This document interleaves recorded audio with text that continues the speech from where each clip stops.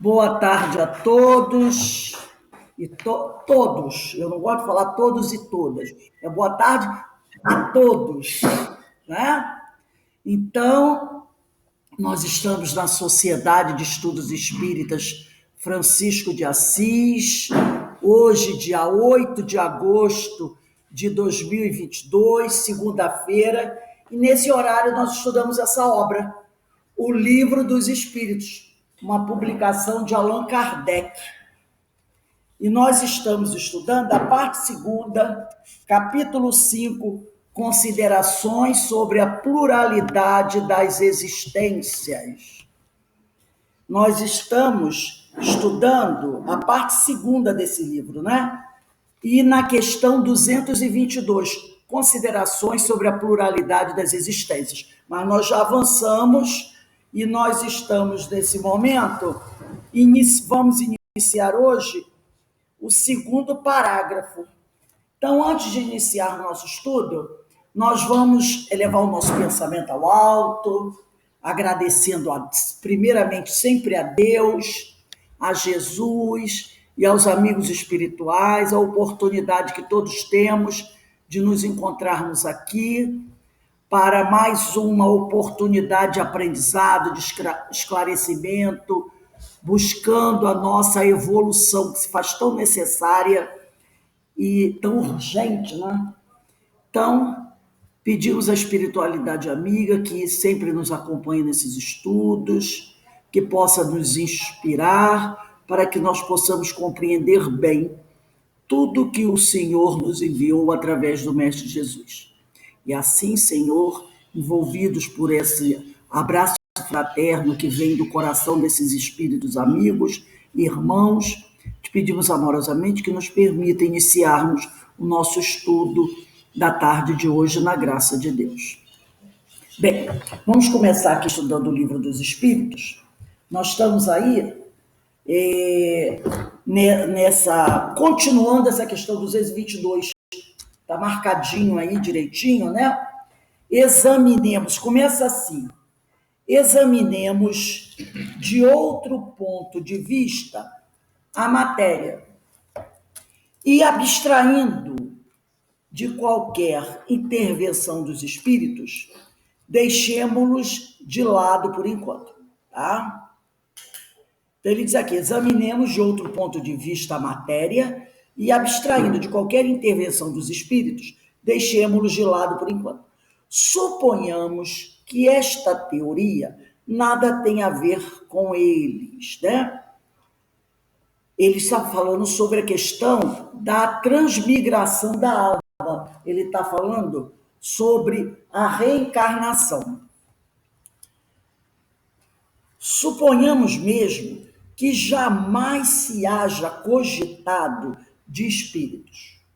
Coloquemo-nos momentaneamente num terreno neutro, admitindo o mesmo grau de probabilidade para ambas as hipóteses. Quer dizer, isto é, da pluralidade e da unicidade das existências corpóreas.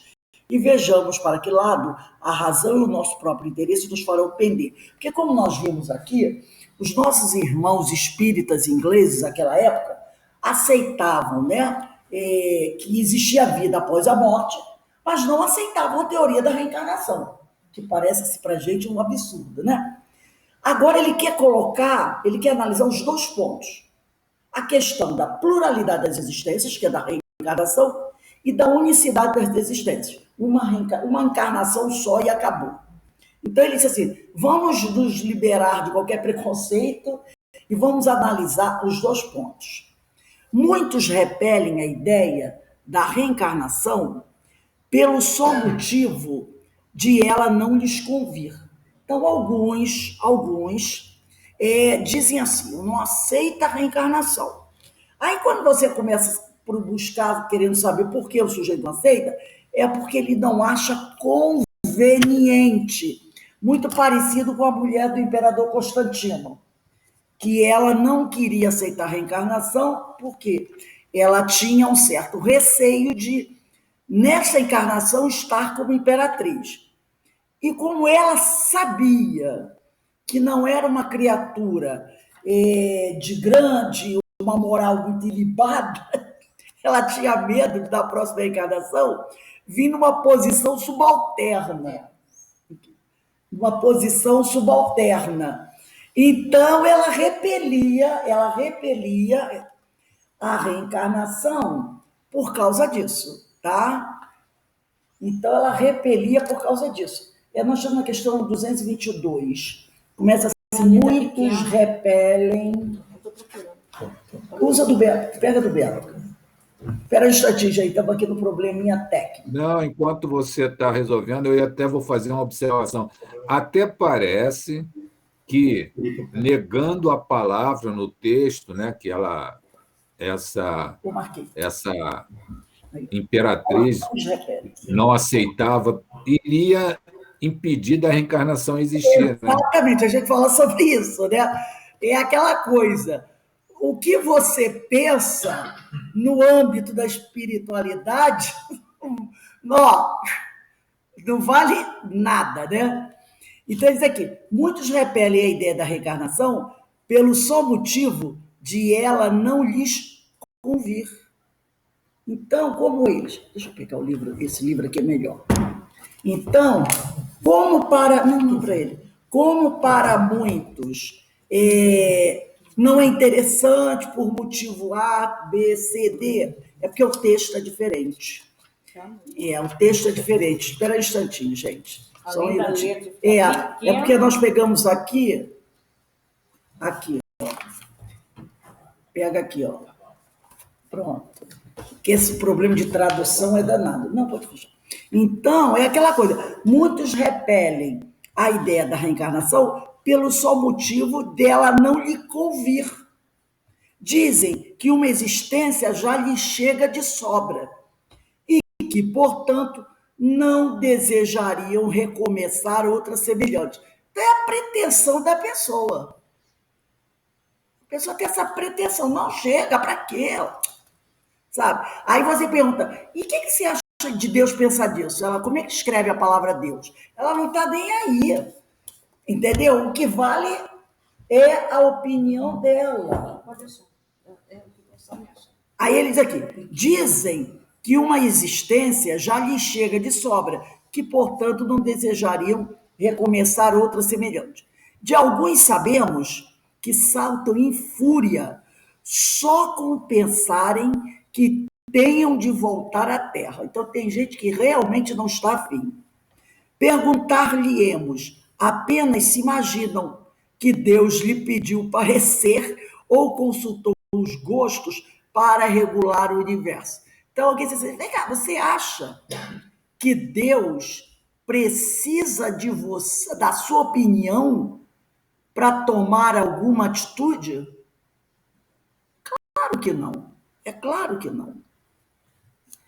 Pera um instantinho, faz favor para mim. Abre a primeira gaveta. Não vai para... Abre a primeira gaveta e pega a bolsinha, então. Eu preciso. Tá? Então, aí aqui. Perguntar-lhe-emos, apenas se imaginam que Deus lhe pediu parecer ou consultou os gostos para regular o universo.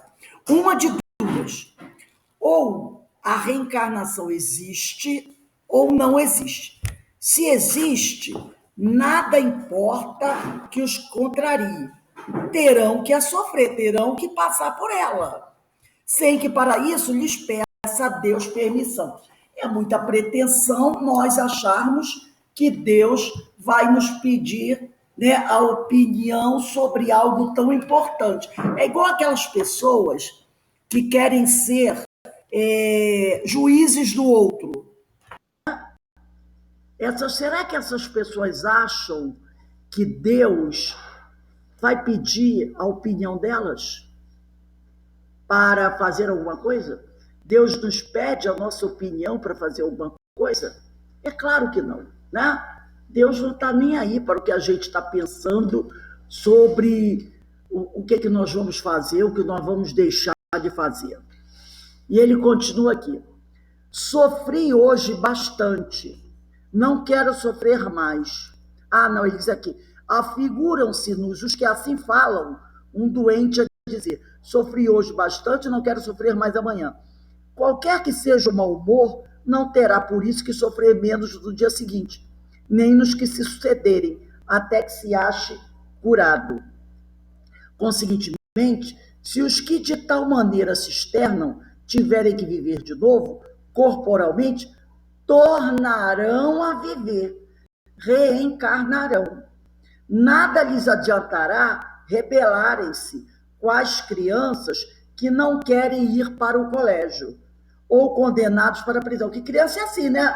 Eu não vou, aí a mãe vai agora mesmo e passa da minha frente e vai andando da minha frente e a criança vai. De qualquer maneira, passarão pelos que têm de passar. São demasiado pueris, semelhantes objeções, para merecerem mais seriamente examinadas. Diremos, todavia, aos que as formulam, que se tranquilizem, que a doutrina espírita, no tocante à reencarnação, não é tão terrível como a julgam, que se a houvessem estudado a fundo, não se mostrariam tão aterrorizados. Saberiam que deles dependem as condições da nova existência, que será feliz ou desgraçada, conforme o que tiverem feito neste mundo, que desde agora poderão elevar-se tão alto que a recaída no lodaçal, olha só, que a recaída no lodaçal não lhes seja mais de temer. Denise, lê para a gente aí um parágrafo. Supomos falar a pessoas que acreditam num futuro qualquer depois da morte, e não aos que só têm o nada como perspectiva, ou que desejam afogar suas almas no todo universal, sem individualidade, como pingos da chuva no oceano, o que vem a ser quase a mesma coisa. Se, pois, credes num futuro qualquer, não admitireis, por certo, que ela seja idêntico para todos, pois, de outro modo, qual seria a utilidade do bem? Por que se reprimir? Por que não satisfazer a todas as suas paixões, a todos os seus desejos, mesmo à custa de outrem, uma vez que, por isso, não ficaria sendo melhor nem pior? Credes, ao contrário, que esse futuro será mais ou menos feliz ou infeliz, segundo o que tiverdes feito durante a vida. E então desejareis que seja tão afortunado quanto possível, visto que há de durar pela eternidade. Teríeis, por acaso, a pretensão de seres dos homens mais perfeitos que já existiram na Terra, e, pois, com o direito de alcançardes de imediato a suprema felicidade dos eleitos? Não. Admitis, então, que há homens que valem mais do que vós, e com direito a um lugar melhor, sem que por isso estejais entre os réprobos. Pois bem, colocai-vos por um instante, mentalmente, nessa situação intermediária que será a vossa. Como acabaste de reconhecer, e imaginai que alguém venha vos dizer: sofreis, não sois tão felizes quanto poderíeis ser, ao passo que diante de vós estão seres que gozam de completa ventura. Quereis trocar de posição com eles? Certamente respondereis. Que devemos fazer? Quase nada. Recomeçar o que fizeste mal e tratar de fazê-lo melhor. Hesitaríeis em aceitar ainda que, ao preço de várias existências de provações, façamos uma comparação mais prosaica.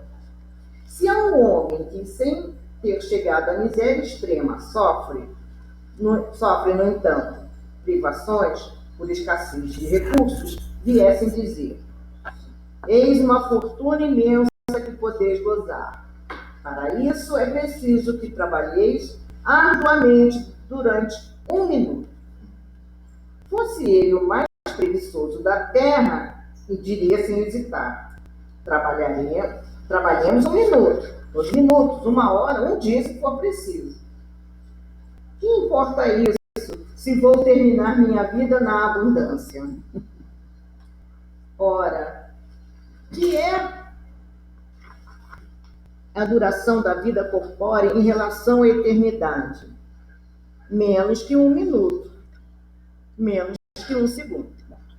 Então ele diz aqui, temos visto algumas pessoas raciocinarem deste modo. Não é possível que Deus, soberanamente bom como é, imponha ao homem a obrigação de recomeçar uma série de misérias e tribulações. Acharão, porventura, essas pessoas que há mais bondade em condenar Deus o homem a sofrer perpetuamente por motivo de alguns momentos de erro, do que em lhe facultar meios de reparar suas faltas? 2 industriais contrataram 2 operários, cada um dos quais podia aspirar a se tornar sócio do respectivo patrão. Aconteceu que esses 2 operários, certa vez, empregaram muito mal o seu dia, merecendo ambos ser despedidos. Um dos industriais, não obstante as súplicas do seu operário, o mandou embora, e o pobre operário, não tendo achado mais trabalho, acabou por morrer na miséria. O outro industrial disse ao seu operário: perdeste um dia, deve-me por isso uma compensação. Executaste mal o teu trabalho, ficaste a me dever uma reparação. Consinto que o recomeces. Trata de executá-lo bem, que te conservarei ao meu serviço, e poderás continuar aspirando à posição superior que te prometi. Será preciso, perguntemos, qual dos industriais foi mais humano? Dar-se-á que Deus, que é a clemência mesma, seja mais inexorável do que o homem? Pega agora mais um parágrafo. Alguma coisa que pungente há na ideia de que a nossa sorte fique para sempre decidida, por efeito de alguns anos de provações, ainda quando de nós não tenha despendido ou atingirmos a perfeição, ao passo que eminentemente consoladora é a ideia aposta, que nos permite a esperança. Assim, se nos pronunciarmos pró ou contra a pluralidade das existências, sem preferirmos uma hipótese à outra, declaremos que, se aos homens fosse dado escolher, ninguém quereria o julgamento sem apelação. Disse o filósofo: se Deus não existisse, fora externo, inventá-lo, para a felicidade do gênero humano.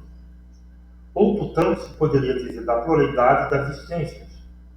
Mas, conforme anteriormente ponderamos, Deus não nos pede permissão em consulta de nossos gostos. Ou isto é, ou não é. Vejamos que lá de suas probabilidades encaremos de outro ponto de vista o assunto, unicamente como estudo filosófico, sempre abstraindo do ensino dos espíritos. Agora, Denise. Se não há reencarnação, só há uma existência corpórea. Isto é evidente. Se a nossa atual existência corpórea é única, a alma de cada homem foi criada por ocasião do seu nascimento, a menos que se admita a anterioridade da alma, caso em que caberia perguntar o que era ela antes do nascimento e se o estado em que se achava não constituía uma existência sob uma forma qualquer. Não há meio termo. Ou a alma existia ou não existia antes do corpo. Se existia, qual a situação? Qual a sua situação? Tinha ou não consciência de si mesma? Se não tinha, era mais ou menos como se não existisse. Se tinha individualidade, era progressiva ou estacionária? Em ambos os casos, a que grau chegará no corpo? Admitindo, segundo a crença vulgar, que a alma nasce com o corpo, ou o que vem a ser o mesmo, que antes de encarnar ela só dispõe de faculdades negativas. Formulamos as seguintes questões. Primeiro. Então, aí eu... aqui, ó, por que mostra uma coisa? Isso aí não. Peraí. Aí ele diz aqui, número 1, né? Por que mostra a alma aptidões tão diversas e independentes das ideias que a educação lhe fez adquirir? Então, é uma pergunta interessante, né? Porque, como ele diz aqui, admitindo, como a Denise leu, de acordo com a crença vulgar que a alma nasce com o corpo, é o que a maioria das religiões acreditam, né? Com exceção do espiritismo, ou o que vem a ser o mesmo que antes de encarnar, só dispõe de faculdades negativas, perguntamos, por que mostra a alma aptidões tão diversas e independente das ideias que a educação lhes fez adquirir? E aí nós vamos partilhar aqui o ecrã, porque quem vai nos responder isso aqui vai ser Leon Denis, no livro O Problema do Ser, do Destino e da Dor, né? Então, o Leon Denis vai nos trazer essas respostas, que são respostas bastante interessantes. Deixa eu abrir aqui. Se alguém quiser perguntar alguma coisa, tá, gente? É só perguntar, não tem problema. Então, nós vamos partilhar aqui o ecrã. O livro O Problema do Ser e do Destino, capítulo 15, que trata as vidas sucessivas, as crianças prodígios e a hereditariedade, tá? Então, aqui está escrito parte 1, porque é a explicação dessa primeira pergunta. É a explicação dessa primeira pergunta. Então, diz aqui, para explicar estas dessemelhanças, porque ele falou, porque mostra a alma aptidões tão diversas, né? Tão variadas, independente das ideias que a educação lhe fez adquirir. Então, ele diz, para explicar estas dessemelhanças, quer dizer, essas não semelhanças, será necessário, então, introduzir um fator novo na solução do problema. As anterioridades do ser, quer dizer, as vidas passadas, que lhe permitiram robustecer suas faculdades, de vida em vida, constituir-se em uma individualidade, portanto, em si, o selo de sua originalidade, suas próprias aptidões. Então, ele está dizendo aqui que o que permite ao sujeito, né, ter essa variedade de aptidões, vamos dizer assim, é porque ele teve várias reencarnações. Então, ele diz aqui, é preciso levar em conta a questão da reencarnação. Então, através de cada vida, a pessoa foi, como ele disse aqui, robustecendo suas faculdades.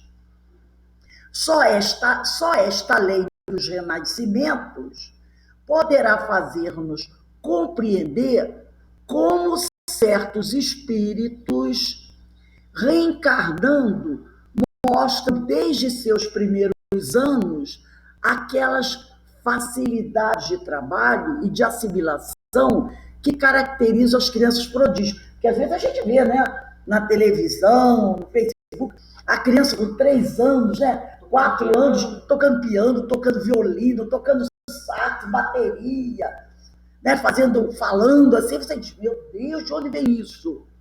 De onde vem isso? Né? Então ele vai continuar. São os resultados de imensos labores, quer dizer, imensos trabalhos que familiarizaram esses espíritos com as artes ou as ciências em que demonstram excelência, pintura, música, né? Matemática, longos trabalhos, estudos, exercícios seculares deixaram em seu envoltório perispiritual marcas profundas. Essa semana a gente estava vendo sobre um professor de português, Segala, Evanildo Bechara. Evanildo Bechara, né? Segala não foi Evanildo?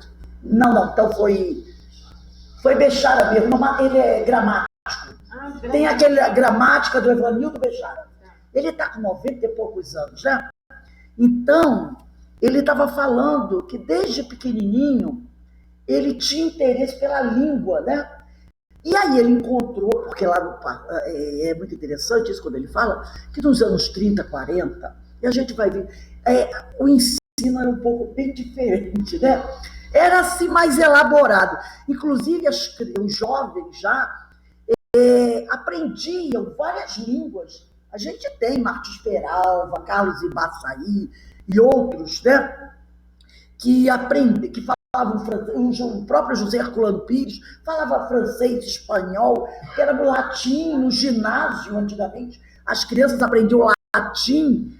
Então, um jovem, quando terminava o estudo, que era chamado de secundário, segundo grau, era o antigo científico, né? Ele falava, às vezes, 2, 3 línguas. E tinha uma cultura muito grande. Então, ele, desde cedo, foi atraído pela língua portuguesa, o estudo da língua portuguesa. E ele se tornou, cedo, um gênio da língua portuguesa. Aí você diz, como, com tanta facilidade, ele aprendeu? É o que ele está dizendo aqui.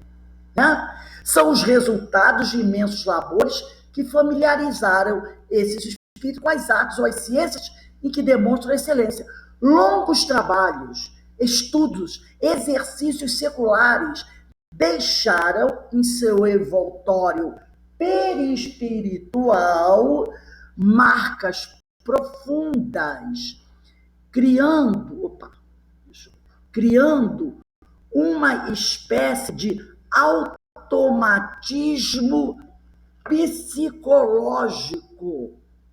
Olha só que coisa interessante. Notadamente nos músicos. Aí ele diz, notadamente nos músicos, aquela faculdade manifesta-se cedo. Aí a gente lembra aqui de Mozart. Mozart, com 5, 6 anos, já estava compondo. Ele tinha uma irmã que era mais ou menos 1 ou 2 anos mais velha do que ele. A irmã dele também compunha. Ele com 5 anos e ela com 7. Eles já compunham os dois. Mas como as mulheres naquela época não era assim, muito permitido a elas darem continuidade aos estudos, então ela ficou mais assim, usando a música de forma caseira. De repente, uma festinha, ela sentava lá, tocava piano. Ele não. Ele, o homem, né, tinha mais oportunidades. Então, ele com esses 5, 6 anos, de como uma criança com 6 anos compondo essas maravilhas. Leon Denis está nos dando. Que aí ele diz, notadamente, nos músicos, aquela faculdade manifesta-se cedo, através de processos de execução que surpreendem os mais indiferentes e deixam perplexos os estudiosos, como o professor Charles Richer. Vocês estão enxergando bem a tela? Porque eu estou achando um pouquinho escura. Vocês estão conseguindo enxergar bem? Tá, todo mundo enxergando bem, né? Então, aqui, existem nestes jovenzinhos reservas consideráveis de conhecimentos armazenados na consciência profunda. Lembra que nós já falamos sobre essa consciência profunda, né? Ou inconsciência profunda, esse arquivo ancestral? Então, nestas crianças, existem uma reserva considerável de conhecimento armazenado. Por quê? É conhecimento de vidas anteriores e que de lá transbordam para o nosso consciente, que ele chama consciência física, para o eu agora, né? De modo a produzir aquelas manifestações precoces do talento e do gênio. Apesar de parecerem anormais, elas são apenas a consequência do labor e dos esforços realizados através dos tempos. É esta reserva, quer dizer, que está lá arquivado no nosso consciente profundo, de tudo aquilo que nós aprendemos, este capital indestrutível do ser. Porque esse capital a gente não perde. Isso não perde. Né? Quando você tem um capital material, aí isso a gente pode perder. Eu ontem, quando o Jô Soares desencarnou, né? E nós começamos a ver algumas entrevistas dele, então ele falou que quando ele era criança, o pai dele era um homem muito rico, tanto que ele esteve no orfanato aqui em Petrópolis, dos 9 aos 11 anos, internato São José. Ficou internado aqui em Petrópolis de 9 aos 11 anos, depois ele voltou para o Rio de Janeiro, ficou com a mãe dele e o pai, e aos 14 ele foi mandado para a Suíça, e ficou na Suíça até os 16. Depois ele retornou, porque o pai dele perdeu tudo. Perdeu tudo. E ele como a família tinha muitos amigos, um dos amigos, um homem milionário na época, permitiu que o pai, a mãe e ele morassem no Copacabana Palace, que era a propriedade desse magnata carioca. E como ele era muito amigo dos pais dele, ele morou de favor no Copacabana Palace, né? Olha que luxo, morando de favor lá, porque o pai perdeu tudo. Quer dizer, o pai perdeu todo o capital material. Mas o Jô Soares, naquela época, jovem, já tinha um capital intelectual fantástico. Ele já tinha, porque com 16 anos já falava algumas línguas. Ele estudou na Suíça, era jovem, né? E ele era muito inteligente. Esse capital que ele, quando ele desencarna agora, né? Essa semana ele desencarnou, esse capital que ele tinha no seu consciente, esse não perde. Ele não perdeu. Ele não perdeu, esse capital é dele. É o que ele chama. E esta reserva, né? Este capital indestrutível do ser, que Myers chama de consciência subliminar, e que se encontra em todos nós. Esse capital a gente não perde. Não perde.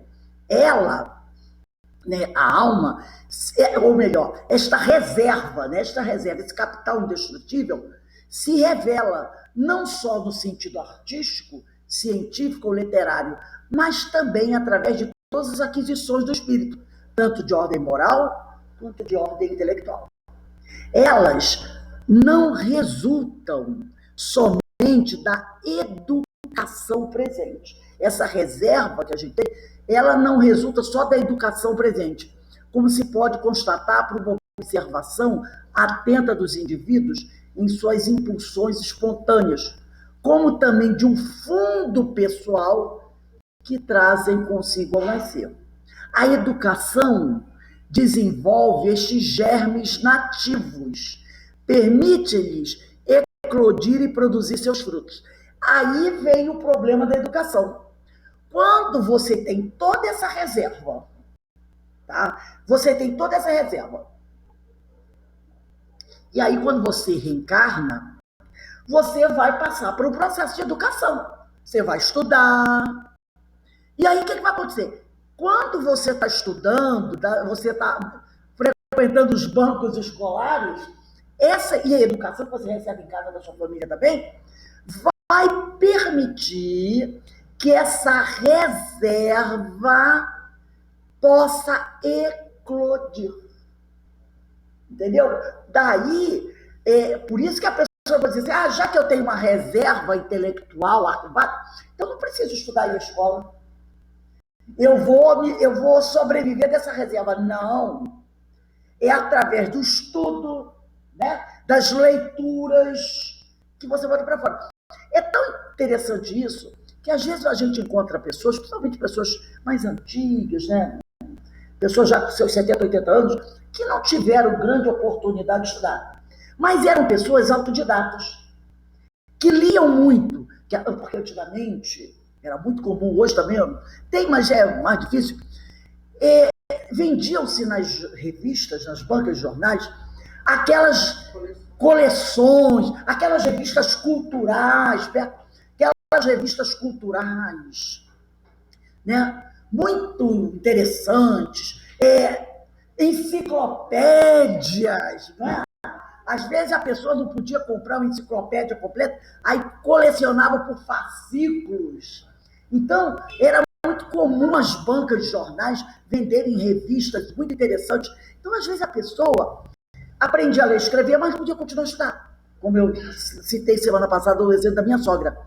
Mas ela lia muito.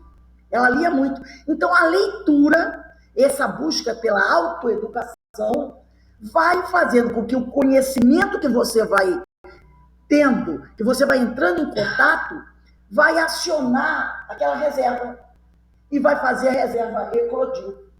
Então, às vezes, você encontra homens que não foram aos bancos escolares, mas que buscaram ler e se tornaram autodidatas.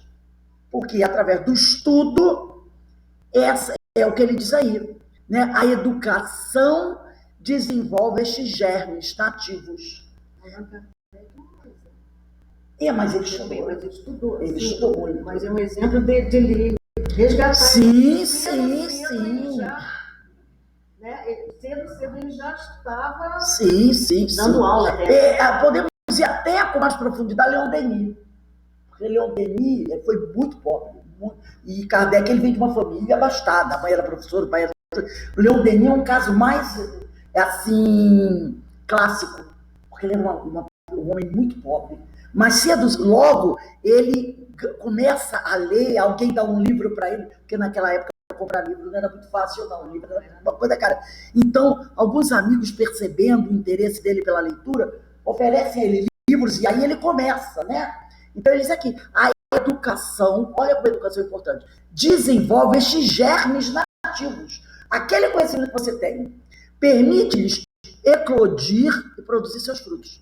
Sozinha, olha só, sozinha, a educação não poderia inculcar, quer dizer, colocar tão profundamente nos recém-chegados, daqueles que estão reencarnando agora, estas noções superiores que lhes dominam toda a existência. Então, só a educação não seria suficiente para fazer com que a pessoa se tornasse um gênio, entendeu?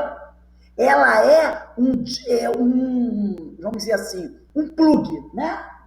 Ela dá o start para liberar isso, mas ela sozinha, aqui nessa encarnação, essa educação que a pessoa tem não será suficiente para fazer um gênio. Ele precisa ter um arquivo, que é a somatória das suas experiências e conhecimentos que ele já absorveu ao longo de várias outras reencarnações. Então, essa é a resposta para essa primeira pergunta do Livro dos Espíritos. Por que mostra a alma aptidões tão diversas e independentes das ideias que a educação lhe fez adquirir?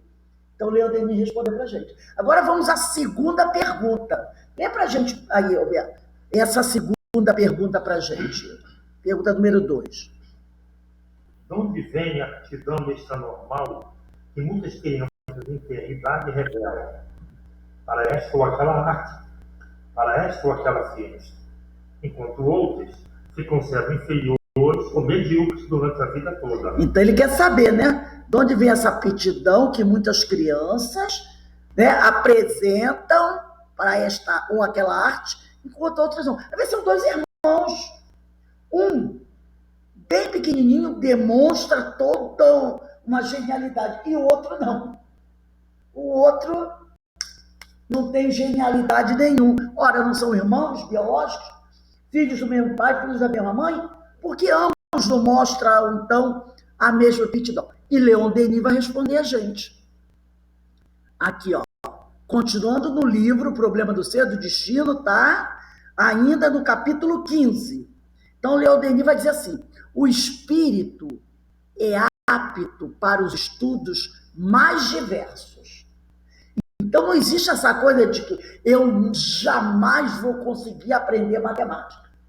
Tá? Não existe isso. O espírito é apto para os estudos mais diversos. Mas, no curso limitado da vida terrestre, que é limitado, um vive 40 anos, outros 20, outros 80.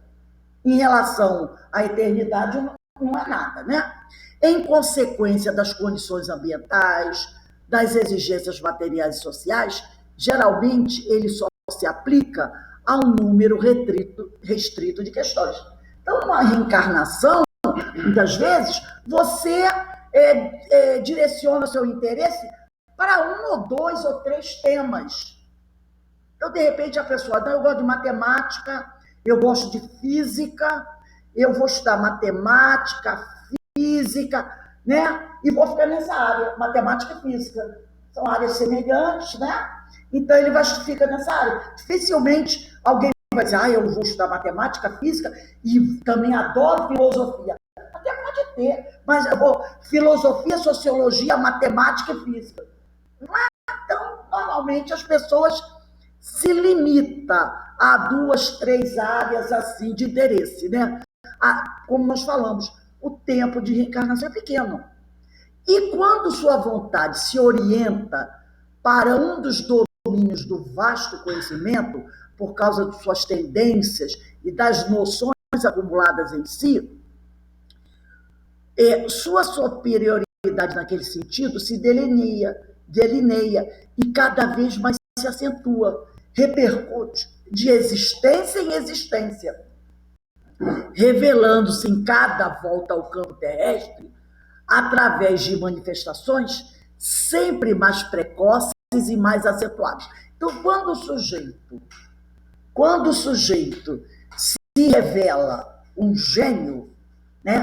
Quando ele, já numa encarnação, começa a mostrar uma grande amplitude de conhecimento, a gente já pode contar que, excetuando-se questões morais, né? Porque às vezes a pessoa é um gênio, se abrange vários tipos de conhecimento, mas a moral é pouca, faz besteira e na outra, de repente, ele vem sem nada, sem oportunidade. Mas não vamos falar da exceção, vamos falar do caminho normal. É possível que numa próxima ele será mais ainda genial, podemos dizer assim. Essa genialidade vai aumentando cada vez mais, entendeu? Se ele não pegar nenhuma curva, né? Então ele diz aqui, repercute de existência, essa sua superioridade naquele sentido se delineia e cada vez mais se acentua, repercute de existência em existência, revelando-se em cada volta ao campo terrestre através de manifestações sempre mais precoces e mais acentuadas. Daí as crianças prodígio, num grau mais discreto, as vocações, as predisposições inatas. Daí o talento, o gênio, que são o resultado de esforços perseverantes e contínuos em direção a um objetivo específico. Então, essa questão de genialidade não é um acaso do destino, entendeu? Não é assim, como diz o outro, né, que a coisa boa sempre cai no terreno do vizinho, né? Como se fosse assim, alguém jogou para cima e a sorte caiu toda no terreno do vizinho. Não, é o resultado da nossa vontade e do nosso esforço. Sempre será isso. Aí ele diz aqui, o trabalho anterior efetuado, quer dizer, nas reencarnações do passado, por todo espírito, pode ser facilmente calculado, medido pela rapidez com a qual executa novamente o trabalho semelhante. Então, quando você vê uma pessoa, né, executando um trabalho com toda rapidez, sobre o mesmo assunto, né? Ou então pela prontidão com a qual assimila os elementos de uma ciência qualquer. Então, de repente, alguém chega, explica um assunto para o sujeito. Na hora ele pega com maior facilidade. E às vezes você fica assim, meu Deus do céu. Às vezes na escola a gente percebe isso, né? O professor dá uma aula, dá um tema. Aí tem aquele colega que pega com maior facilidade. E tem aquele, eu me lembro quando eu ia estudar trigonometria. Olha, gente, eu tinha horror. Era da aula de desenho, sabe, aqueles desenhos, né? Eu esqueço até o nome do grupo que era. Trigonometria, né? Tinha que fazer aqueles triângulos, aqueles cálculos. Eu, Jesus Maria, José. Eu tinha amigos que sentavam, o professor fazia aquilo com uma rapidez. Era um terror. Agora, quando eu pegava temas, né, eu ia estudar aula de interpretação de texto, produção de texto, a própria gramática, que eu sempre gostei muito da gramática, verbo, entendeu? Assim, eu dava um banho. Aí era aquele negócio, na hora de fazer os trabalhos, Quando tinha trabalho de matemática, eu chamava o pessoal e disse, ó, vou fazer curso de trabalho com vocês. Ah, Rose, fica... Eles chamam de Rose. Ah, então fica com a gente aqui. Mas quando chegava outro, ah, Rose, tem vaga aí no teu grupo? Por quê? Porque o lado de cá, história, geografia, português, essas coisas, eu dominava, eu pegava com muita facilidade. Agora a matemática, a aritmética, eu gostava, sempre gostei muito da aritmética, né? Os cálculos, mas o meu problema era o desenho geométrico. Jesus, eu sou horrível, eu sou péssima para trabalhar com a geometria. Gente, eu digo assim, eu sempre dizia para os meus colegas, quando eu era criança, a professora via que eu falava, vamos fazer recorte colagem. Meu Deus, eu tinha um horror quando eu pegava a tesoura, porque eu não conseguia cortar nada em linha reta. Eu era assim, ó, fazia dente. Eu tinha um horror de cortar as coisas com linha reta, né? Tanto que eu sou péssima em artesanato. Péssima. Aí vinha, né, a professora, vai apertar a massinha. Eu apertava a massinha, mas aquilo grudava da minha mão. Até hoje, se você mandar, vai fazer um bolo e a massa com a mão, eu odeio aquilo, eu não gosto. Eu sempre digo, pessoal, as minhas mãos não são boas para trabalho fino de desenho, costura. O único trabalho fino que a minha mão sempre foi boa, desde criança, foi escrever. Eu acho incrível, incrível. E trabalho bruto, eu sou muito boa para trabalho bruto. Me dá uma chave de fenda, um martelo, uma palma inchada, uma máquina de furadeira, eu faço tudo. O único trabalho fino que eu faço bem, eu tenho uma letra bonita, é o lápis. Agora, se você me der uma agulha de crochê, parece que eu estou com um tronco de árvore na mão. É interessante isso, né? É interessante isso. Eu não tenho pintar, nada desse tipo de coisa. Eu sou terrível com essas coisas, com a arte. Né? Essa arte de desenhar assim, eu sou terrível. Também não sou chegada. Costura, nada disso. Né? Cozinha também, nada disso. Então, ele diz aqui, né? O trabalho anterior efetuado por todos pode ser facilmente calculado pela rapidez com a qual executa novamente o trabalho semelhante sobre o mesmo assunto, ou então pela prontidão com a qual assimila os elementos de uma ciência qualquer. Quando alguém pega aquilo com maior facilidade, enquanto você está suando, não é porque ele é um privilegiado, mas é porque ele tem essa habilidade já desenvolvida. Sob este ponto de vista, a diferença entre os indivíduos é tão considerável que ficaria incompreensível sem o dado das existências anteriores. Como é que você vai entender isso? É porque você exatamente. É igual a pessoa que tem o dom da palavra. Tem pessoas, eu conheço amigos que são professores espetaculares, né? Tem um conhecimento muito profundo. Eu tinha professores que você sabia que ele tinha um grande conhecimento, mas na hora que ele ficava na frente da turma, meu Deus, você chegava a dormir na frente daquele professor, porque ele tinha apesar de você saber que o sujeito tinha um grande cabedal, ele tinha dificuldade para colocar aquele assunto para a turma. Enquanto outros já chegava na sala, quando abria, ele olhava e falava. De onde vem essa facilidade que alguns têm da oratória e outros não, apesar de serem pessoas cultíssimas? É dessa anterioridade dessa existência. Aquela pessoa já ficou numa tribuna. É claro, né? Tanto que ela começa, ela domina uma plateia e vai, pá, enquanto o outro treme, sua, até desmaia, se você não tomar cuidado, né? Expositores assim. Então, ele diz aqui, duas pessoas igualmente inteligentes, estudando o mesmo assunto, não o assimilarão da mesma forma. Uma delas captar-lhe-á de imediato os mínimos detalhes, a outra só o absorverá com um lento trabalho e uma dedicação constante. É que uma já conhecia aquela matéria e só precisou relembrar-se, ao passo que a outra se encontrava pela primeira vez diante daquelas questões. Gente, se alguém quiser falar alguma coisa, fica aberto, tá? Pode falar. O gênio, dizíamos, não se explica pela hereditariedade. Filho de peixe, peixinho é. Não é. Não é. Rose, Pode falar. nós temos na história um grande médico, que inclusive tem um hospital Jacarepaguá com o nome dele, e tem uma rua com o nome dele, Juliano Moreira. Sim.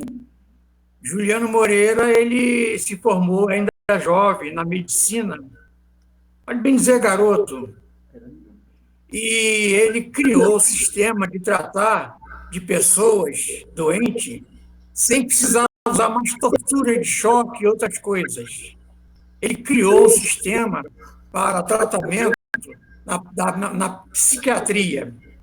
Sabendo disso, no Japão, convidaram ele para participar de um congresso lá no Japão. Deram ele até um título de cidadão de Tóquio. E o Juliano Moreira foi formado na Faculdade de Medicina em Salvador, filho de pobre, e ele hoje trabalha na espiritualidade com o Dr. Bezerra de Menezes, Eurípides Barçanu, e um médico indiano tratando daqueles espíritos que chamam-se ovoides, né? Sim, sim. Ele hoje trabalha na espiritualidade com esse tratamento. Juliano Moreira. Exato. Eu fui descobrir isso porque nós fomos convidados a fazer um trabalho dentro do hospital sobre a arte do hospital. Então, procuramos checar tudo isso da vida dele. Interessante. Não é? Então, olha só que interessante, né? Então, ele diz aqui, o gênio não se explica pela hereditariedade, tampouco pelas condições do meio. Se a hereditariedade pudesse produzir o gênio, ele seria muito mais frequente.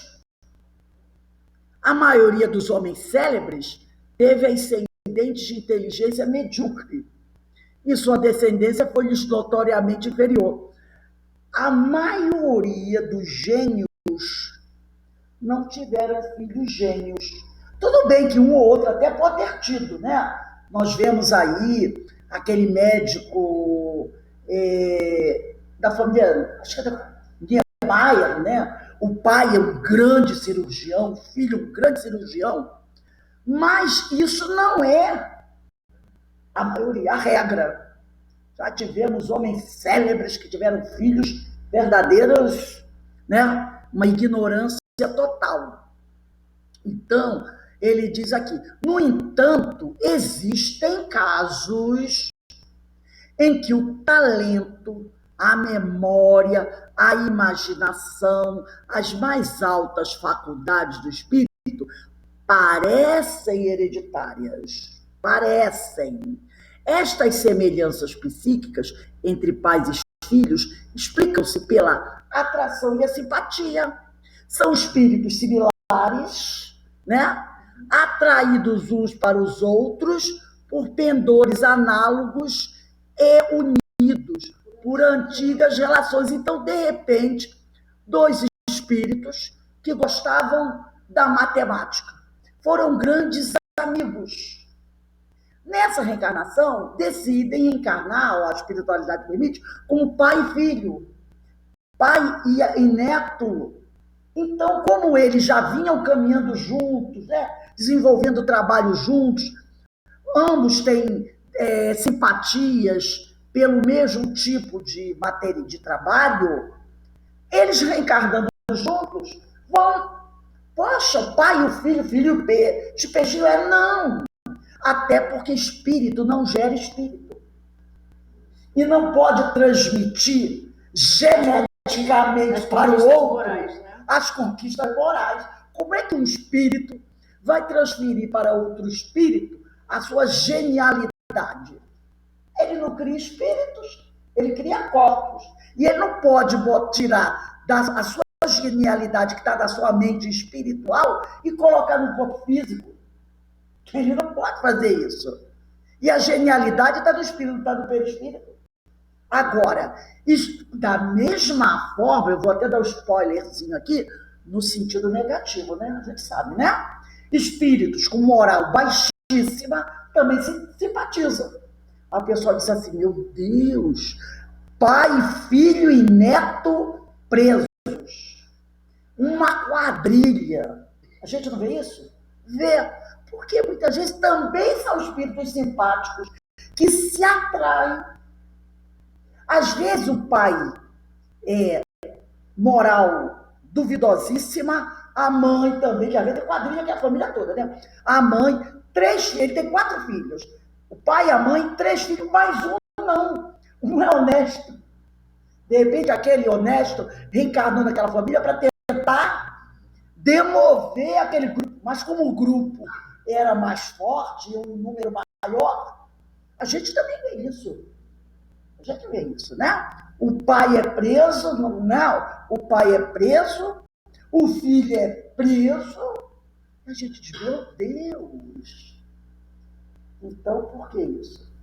Porque também são espíritos simpáticos. Mas não que tenham herdado. Não, porque o que pode acontecer, sim, a educação do pai. O pai que tem uma moral muito inferior. Esse pai trazer, o outro já não é, né? Uma flor de uma flor de laranjeira. O espírito do filho já não é uma flor de laranjeira, tão lindinha. Aí ainda recebe uma educação prejudicada, vai acentuar seus vícios. Porque se ele fosse um espírito de moral elevada, por pior que a educação que o pai desse, ele não aceitaria. Como tem muitos filhos, que o pai dá um péssimo educador, a mãe é uma péssima educadora, e o filho consegue não repetir aquele comportamento dos pais. Agora, se aquele espírito não tiver uma moral firme, ainda recebendo uma educação prejudicada, a tendência é maior do que ele mergulhe naquela vida. Então, é o que ele diz aqui, né? Existem casos em que o talento, a memória e a imaginação, as mais altas faculdades do espírito, parecem hereditárias. Parecem, mas não é. Estas semelhanças entre pais e filhos explicam-se pela atração e a simpatia. São espíritos simpáticos, ele diz similares aqui, mas vamos botar simpáticos, atraídos uns para os outros por pendores análogos, gostam da mesma coisa, e unidos por antigas relações. Uma coisa que eles tinham que... Exatamente, né? Então esses espíritos vão se reunir e a partir daí poderão fazer coisas boas juntas, mas também poderão fazer coisas negativas juntas. Então nós vamos dar uma paradinha aqui. Na próxima aula a gente continua com o item 3, a pergunta número 3, né? E a gente vai vendo como Leon... Gente, eu amo Leon Denis. Leon Denis, realmente, ele tem, poderíamos dizer assim, uma resposta para quase tudo isso, né? Alguém gostaria de comentar isso aí? Eu acho que todos nós ainda temos aí uns 5 minutinhos. Isso aí faz a gente ver que qualquer tipo de estudo, de qualquer área do conhecimento, é sempre válido, né? Perfeito. Nunca é demais o aprendizado, né? Não tem. Realmente, o estudo, o aprendizado é sempre importante, gente. É sempre importante e nós temos que reconhecer isso, tá? Realmente. Estudar sempre. Né? O Kardec já dizia, né? Espírita amai-vos, mas espíritas instruí-vos. Quando ele falou isso, ele não quis dizer só da doutrina, não. Tem muita gente que acha que é isso. Rose, agora nesse comentário que você fez, desse estudo de Leon Denis, que nos traz essa informação, no assunto do Memória do Suicida, fala sobre isso também. Tem um exemplo bom aí, já estou dando um spoiler para a aula aí, né? Daqui a pouco. Tá? Então a gente vê, a educação é fundamental, gente. A educação é fundamental, tanto que Pedro de Camargo diz, né? O problema do homem até hoje é o problema de educação. Pode falar. Eu estava aqui pensando, esse estudo ele esclarece muita coisa, para a gente, os pais, por exemplo, que às vezes fica comparando um filho com o outro, né? Perfeito. E isso daí esclarece muito a gente, né? Por que um filho é mais estudioso, tem mais facilidade para aprendizado, comportamento, um é mais fácil de você lidar, de educar, o outro já é mais difícil. Então, Perfeito. tudo isso o estudo explica muito bem, a doutrina dos Exatamente. espíritos explica muito bem para a gente. É o conjunto de tudo aquilo que que nós viemos acumulando, não é? Também Sim, tem a antiguidade do espírito que conta aí. Alguns são espíritos mais velhos, foram criados muito antes e, devido a isso, logicamente, receberam mais, tem mais um capital de conhecimento maior. Outros são espíritos mais jovens, podemos dizer assim. Então, o capital de conhecimento é menor que o outro. até para a gente mesmo, né? Até para a gente mesmo, que às vezes a gente fica se comparando E se com o outro, cobrando fulano demais, sabe mais do que, né? Cada um, como se diz, cada um no seu quadrado, cada um com o seu talento, seu E entendimento. isso. E nós temos que ir nos esforçando para que a gente Sim, possa ir tornando esse nosso histórico escolar mais rico. Aí entra a sim. vontade e o esforço para tornar esse nosso histórico mais rico. Por isso que nunca devemos ter preguiça de estudar. Nunca devemos ter preguiça de estudar. Né? Então, isso é muito importante. Para que o currículo espiritual esteja Cada vez mais. recheado, bem Até gordinho. você não sabe o dia que a espiritualidade vai convocar você para uma tarefa. Entendeu? É. A qualquer momento, no dia, quando a gente pega o evangelho, sempre diz assim, Jesus ia passando, sempre tem essa frase, né? E Jesus ia passando, e Jesus ia passando. Vai que no momento desse que Jesus está passando, ele para na tua frente e diz assim, preciso de você para desenvolver tal tarefa. E se você não quis estudar aquele assunto que ele convidou você por preguiça? Olha aí. Não é? Então, a gente tem que estar sempre pronto, porque a qualquer momento Jesus pode passar na nossa frente, ele está passando sempre. Uma vez ele passa e dá aquela paradinha, como ele fez com Mateus. Vem trabalhar comigo, deixa a banca, que era o coletor de... Imagine, né? Tanto homem ali, que o pessoal considerava de moral elevadíssima, e não que Mateus não fosse, mas o povo achava que Mateus não era, porque ele era coletor de impostos, né? Então, ele foi lá convidar Mateus. A pessoa disse assim, mas quem é esse Jesus que convida um coletor de impostos para fazer parte do seu grupo de trabalhadores? Um homem pecador, né? Porque cobrava dos judeus para dar aos romanos. Olha que raiva de Mateus. Mas ele tinha conhecimento. Tanto que o evangelista que mais escreveu sobre Jesus é Mateus. Né? É Mateus. O evangelho dele é o maior, né? É o maior. Então, olha só. Então a gente tem que se preparar bem, não perder uma sequer oportunidade para aprender, porque a gente não sabe o dia que o Senhor nos convidará para retornar ao plano espiritual. Nós não sabemos. Então temos que estar sempre prontos e não perder nenhuma oportunidade. Então, vamos dar uma paradinha agora, tá? E quando fosse 5h20, Denise? 5h25? Aí, 5h20, a gente retorna para estudar o livro Memória Suicida, tá bom? Hoje já estamos nos aproximando já dos capítulos finais. Hoje é sobre a condição feminina, não é isso? A condição feminina. Viu como eu estou afiada? Então, daqui a pouco a gente retorna, tá bom, gente? E lembrando do nosso fórum, dia 21 de agosto, domingo, sobre a dependência digital. Tá bom? Um beijão para vocês.